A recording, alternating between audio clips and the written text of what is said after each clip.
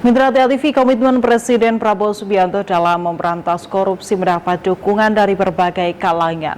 Salah satunya datang dari Ketua Umum Gerakan Jalan Lurus, Rianta, yang mengajak masyarakat ikut mengawal program-program strategis pemerintah agar berjalan transparan dan bebas dari penyimpangan.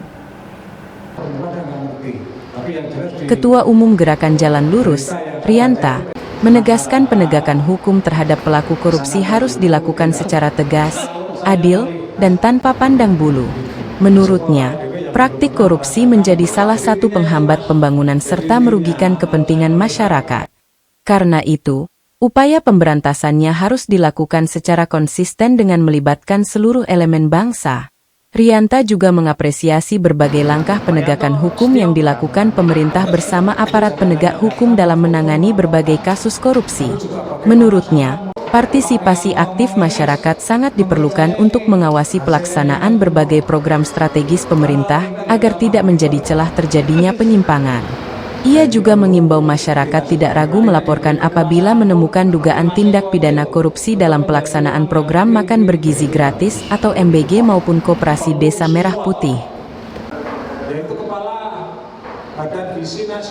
Intinya Gerakan Jalan Lurus bersama teman-teman yang lain mendukung kebijakan politik Presiden Prabowo Subianto, terkhusus yang berkaitan dengan kebijakan bersih-bersih semuanya untuk bisa memberikan support kepada Presiden.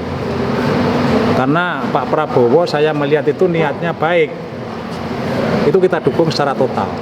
Karena hanya dengan dukungan rakyat, apa-apa yang menjadi keinginan Presiden Prabowo Subianto itu bisa. Sementara itu, inisiator Partai Anjing, Eko Haryanto, menyatakan pemberantasan korupsi harus dilaksanakan secara menyeluruh dan konsisten. Menurutnya, kepercayaan publik terhadap penegakan hukum akan semakin meningkat apabila proses hukum diterapkan secara adil dan menjangkau siapapun yang terbukti terlibat korupsi. Dan saya berharap pembersihan ini tidak hanya sekedar namanya seremonial yang dilakukan oleh mereka, tidak sekedar omong-omong aja, tetapi harus menjadi suatu kejadian yang real, nyata, dan dilakukan terus-menerus sepanjang pemerintahan Presiden Prabowo. Itu yang kita harapkan.